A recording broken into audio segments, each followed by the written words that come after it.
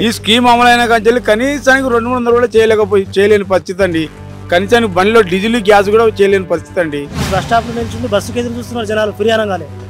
ఆటోలకి ఏంటంటే కొట్టగొట్టినట్టు అనిపిస్తుంది నాకు. ఏదో టెస్టు ఇదేదో గెలవడానికి ఇవన్నీ ఆప్షన్లు పెట్టారు కానీ ఇవన్నీ కాని పని. నాకు తెలిసి 1 yearలో పడిపోతుంది గవర్నమెంట్.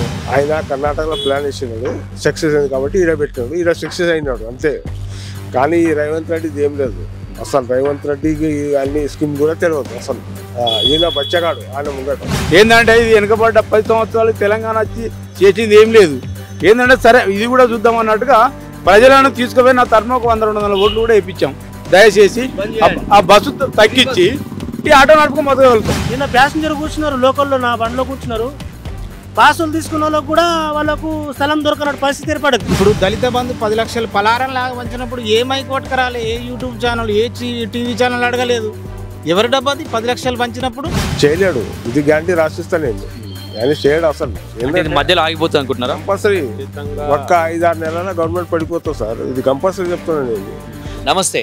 నూతనంగా ఏర్పడ్డ గవర్నమెంట్ తీసుకొచ్చిన ప్రతిష్టాత్మకమైన 6 హామీల్లో ఒకటి మహిళలకి ఉచిత బస్ సౌకర్యం అనేది.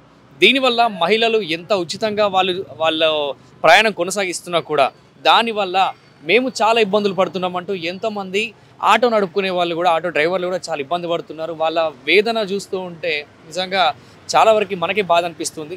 మరి వాళ్ళ మాటలను ఒకసారి అడిగి తెలుసుకుందాం. ఇంతకీ ఈ పథకం వల్ల ఏ రకంగా వాళ్ళు లాస్ అవుతున్నారు, దీనికి పరిష్కారం ఏంటని ఒకసారి అడిగి తెలుసుకునే ప్రయత్నం చేద్దాం. మన దగ్గర ఆటో అన్న వాళ్ళు ఉన్నారు. నమస్తే అన్న, మీ పేరు?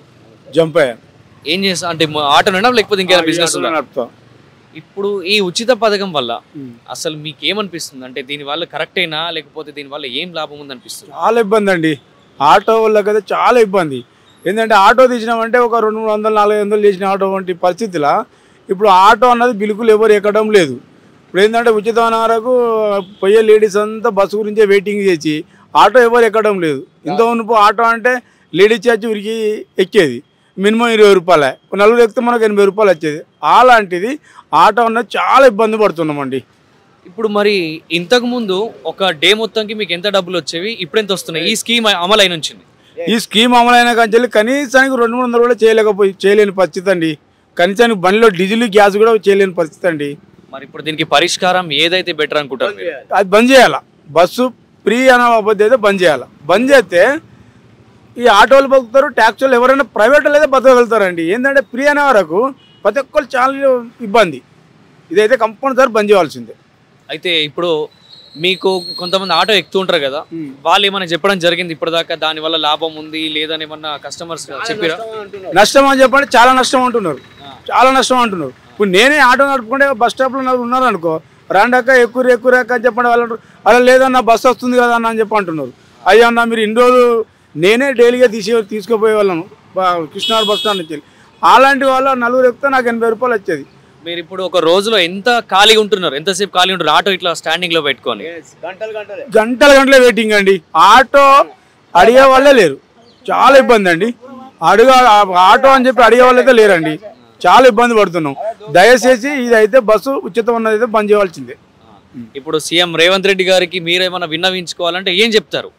వినియోగించుకోవాలని చెప్పంటే మేము ఆటోలకు ఏమన్నాడని చెప్పంటే, ఆటోలు నేను ట్యాక్సీలు లేకుండా మాఫ్ చేస్తానని చెప్పి అన్నాడు. ఈ ఛాలెంజ్లు రాయకుండా చూస్తా అని చెప్పి అన్నాడు రేవంత్ రెడ్డి. సరే ఆటో కూడా ఎవరు ఆపడం లేదు, ఛాలెంజ్ రాయడం లేదు, అది బెటరే ఉంది. కానీ ఈ బస్సు ఉచితంగా ఫ్రీ అని చెప్పి అన్నారు, ఆటో ఎక్కే వాళ్ళు ఎవరు లేరు. అది దయచేసి అది బంద్ చేస్తే ఆటోల్లో బతకగలుగుతాం. అన్న మీరు చెప్పండి, ఈ స్కీమ్ వల్ల అసలు ఎంతవరకు నష్టం జరుగుతుంది మీకు ఆటో డ్రైవర్గా? అన్న సీఎం గారు రేవంత్ రెడ్డి సార్ ఉన్నాడు కదా, ఇది ఫస్ట్ ఈ ఉచితం, ఇది లేడీస్ బస్సు ఫ్రీ పెట్టడం చాలా తప్పు అంటే ఇది చాలా గౌరవం మాకు ఆటో వాళ్ళకు, మాకు చాలా గౌరవం అన్న. ఇంతకుముందు 1000-1500 సంపాదించుకునే వాళ్ళం, ఇప్పుడు 200-300 కూడా దొరుకుతలేరు ఈ ఫ్రీ బస్సు అనే వరకు. అందరూ వెయిటింగ్ చేసి ఫ్రీ బస్సులు ఎక్కుతున్నారండి. ఇది చాలా, ఇది బంద్ చేస్తే బాగుండు. ఈ 5-6 స్కీములు ఉన్న దాంట్లో ఇంకోటి పెడితే బాగుంటుంది. ఈ లేడీస్కు 2500 చెప్పారు సార్ వాళ్ళు, అది మెయిన్ వేస్తే అది బాగుంటుంది. అది పెడితే బాగుంటుంది సార్. ఇదైతే చాలా దెబ్బ, మాకు ఒక్క రూపాయి లేదు. ఇది పరిస్థితి. మరి ఇప్పుడు ఇంట్లో మీ పరిస్థితి ఏంటి? ఎట్లా వెళ్తుంది ఇల్లు? ఇప్పుడు ఇంత తక్కువ అమౌంట్ వస్తుంది అంటున్నారు కదా, ఒక్కొక్క రోజుకి చాలా తక్కువ వస్తుంది అంటున్నారు. మరి ఇల్లు ఎట్లా గడుస్తున్నాయి ఈ కొద్ది రోజులు? ఏంటి సార్, ఏమనిపించింది? అదే సార్, చాలా నష్టం సార్, చాలా నష్టపకరం పడుతుంది. ఒక రూపాయి లేని పరిస్థితి జరుగుతుంది.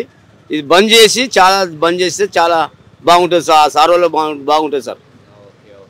మరి ఇప్పుడు మీ ఆటోకి ఏమైనా లోన్లు అలాంటివి ఉన్నాయా?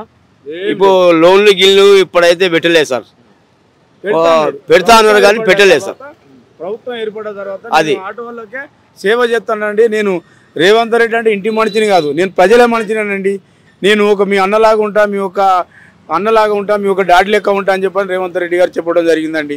మేము కూడా ఈ సూడ డివిజన్లో చాలా మందిని నా తరఫున ఒక 100-200 ఓట్లు కూడా కంపల్సరీ వేయించానండి. ఏంటంటే ఇది వెనుకబడ్డ 10 సంవత్సరాలు తెలంగాణ వచ్చి చేసింది ఏం లేదు. ఏంటంటే సరే ఇది కూడా చూద్దాం అన్నట్టుగా ప్రజలను తీసుకుపోయి నా తరఫున ఒక 100-200 ఓట్లు కూడా వేయించాం. దయచేసి ఆ బస్సు తగ్గించి ఈ ఆటో నడుపుకొని బతకగలుగుతాం. మరి ఇప్పుడు ప్రజల సమస్యలు ఉంటే మీ ప్రజల సమస్యలు మేము తీరుస్తాము, మన దగ్గరకు డైరెక్ట్ వచ్చి మాట్లాడొచ్చు, ప్రజా దర్బార్ ఏర్పాటు చేస్తాం కదా, ప్రగతి భవన్కి వచ్చి చెప్పుకోవచ్చు శుక్రవారం అంటున్నారు కదా. మరి మీ ఆటో వాళ్ళు అందరు కలిసి అక్కడికి వెళ్ళడానికి ఏమన్నా మీరు ఆలోచన చేయలేదా? ఉన్నది సార్, ఇంకా 2-3 రోజుల టైం పెట్టినాం. ఒక 10 మంది దాకా పోయి సార్ కలుస్తాం, చెప్తాం కంపల్సరీ. అప్పుడు పరిష్కారం అవుతుంది అనుకుంటున్నారా? ఏమో ఆయన చెప్పే తిరిగి చెప్తాం సార్. అది చెప్పండి అన్న, ఇప్పుడు ఈ యొక్క స్కీమ్ వల్ల ఏమైనా లాభం ఏమైనా కనిపిస్తుందా, నష్టం కనిపిస్తుందా? లాభం అనేది ఏం లేదు కానీ కొద్దిగా గిట్టుబాటు తగ్గిపోయింది మాకైతే. పొద్దున్న లేచినప్పటి నుంచి మధ్యాహ్నం దాకా ఒక 500 అన్నా చేసేవాళ్ళము. ఇప్పుడు ప్రస్తుతం అయితే బస్ స్టాప్లో నిల్చుండి బస్సుకి ఎదురు చూస్తున్నారు జనాలు ఫ్రీ అనగానే. ఆటోలకి ఏంటంటే పొట్టగొట్టినట్టు అనిపిస్తుంది మాకు. ఎందుకంటే మాకేంటంటే నడుస్తేనే గిట్టుబాటు అవుతుంది. పిల్లల ఫీజులని, మళ్ళీ రూమ్ కిరాయిలని అవి ఉన్నాయి. ఇవన్నీ మాకు సంపాదనం చేయాలంటే మినిమం రోజుకు మేము కష్టపడితే మాకు 1000 లేకపోతే 1200-1500 దాకా వచ్చు. ఇప్పుడు ప్రస్తుతం మనకు మాకు 500-600 రావాలంటే చాలా ఇబ్బంది అవుతున్నది. మళ్ళీ ఇంకొకటి మాకు ఆటో కొత్తది కొనాలంటే కూడా చాలా ఇబ్బంది ఏర్పడుతుంది. ఇప్పుడు ప్రస్తుతం ఆటో రెంట్ అంటే 350-300 అట్లా ఉంటుంది. పాత ఆటో తీసుకోవాలంటే 250 అట్లా రెంట్ దొరుకుతుంది. అది కూడా కొద్దిగా రిపేర్ కట్టలేని పరిస్థితి వస్తుంది ఇప్పుడు. ఎందుకంటే మాకు ఈ పర్మనెంట్ అనేది రద్దు చేసి పెట్టారు కదా, దాన్ని పర్మనెంట్ ఖుల్లా చేయాలి. యథావిధిగా ఖుల్లా చేస్తే మాకేందంటే పర్మనెంట్ రేటు తక్కువ దొరికి మాకు ఆటో మ్యాక్సిమం 2 లక్షల వరకు దొరుకుతుంది. ఇప్పుడు ప్రస్తుతం ఆటో అంటే 5 లక్షలు కొనవలసి వస్తుంది. 5 లక్షల చిల్లర అయింది. ఇప్పుడు ప్రస్తుతం ఆటో రేటు 5 లక్షల చిల్లర ఉంది. మాకు పర్మనెంట్ రద్దు అనేది మొత్తం దాన్ని తీసేసి యథావిధిగా కొనసాగించాలి పర్మనెంట్ రేటు. ఇప్పుడు ఇంతకు ముందు మీ ఆటో లేడీస్ ఎంతమంది ఎక్కుతుండే, ఇప్పుడు ఎంతమంది ఎక్కుతున్నారు? అంటే ప్రస్తుతం అంటే ఎక్కువ శాతం లేడీస్ కూర్చునే వాళ్ళు,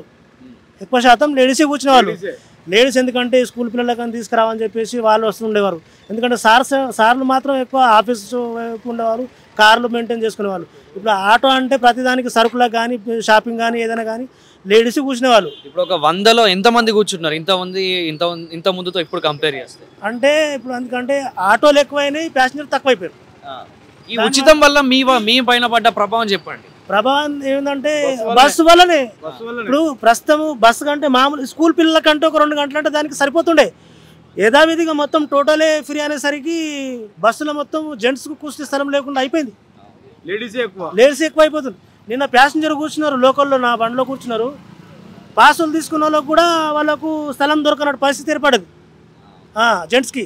ఇప్పుడు ప్రభుత్వానికి మీరేమైనా రిక్వెస్ట్ పెట్టుకోవాలనుకుంటే ఏ రకంగా రిక్వెస్ట్ పెట్టుకుంటారు, ఏం పెట్టుకుంటారు అసలు? రిక్వెస్ట్ ఏంటిదంటే సీఎం సార్కి ఏం విజ్ఞప్తి అంటే మాకు కొద్దిగా నెలకు చొప్పున కొద్దిగా ఏమైనా సాయం చేయాలి.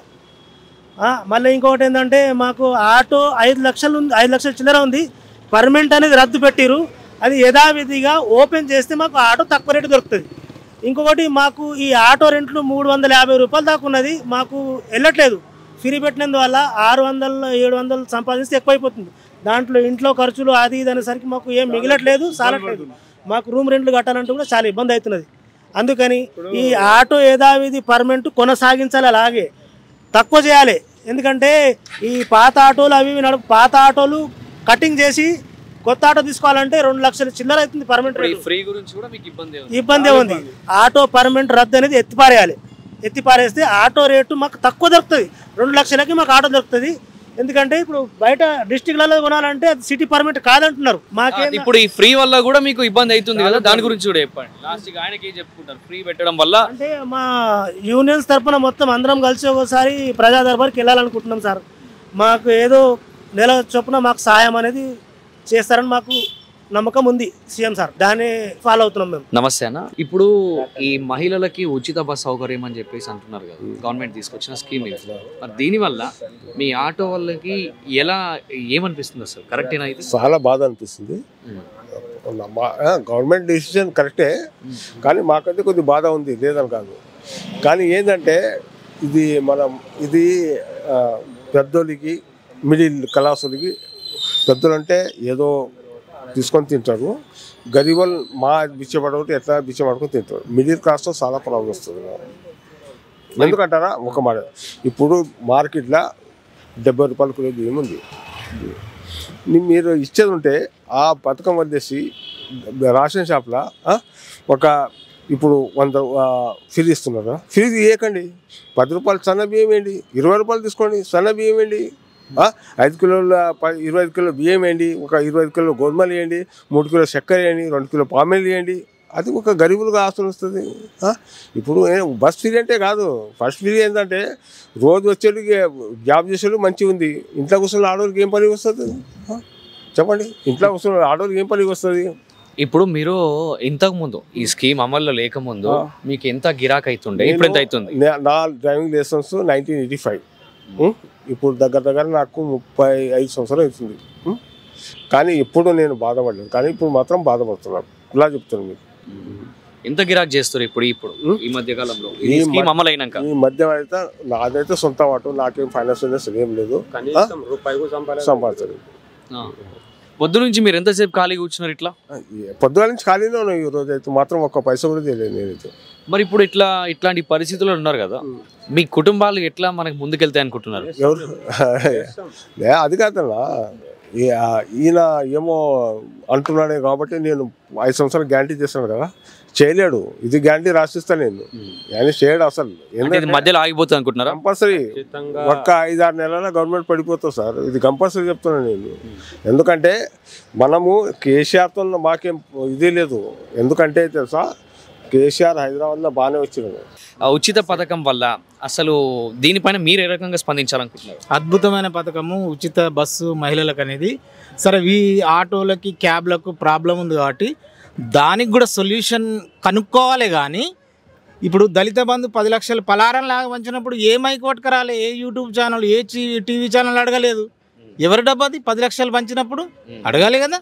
ఇప్పుడు మహిళలు, పేదవాళ్ళు, మధ్యతరగతి వాళ్ళు, దిగువ తరగతి వాళ్ళకు అది యూజ్. ఈ నుంచి సికింద్రాబాద్లో ఒక అమ్మ పనిచేస్తుంది అనుకో, అటెండరో లేకపోతే ఫ్యూనో ఏమో ఎవరో, ఆవిడ 3-4 బస్సులు మారాలి. ఎంత ఉపయోగం? ఇప్పుడు ఎవడి ఫైరోగ్ అవసరం లేదు, ఏ దళారీ అవసరం లేదు. సరే, ఆటో వాళ్ళకు ప్రాబ్లం ఉంది, ఇది సమస్యే.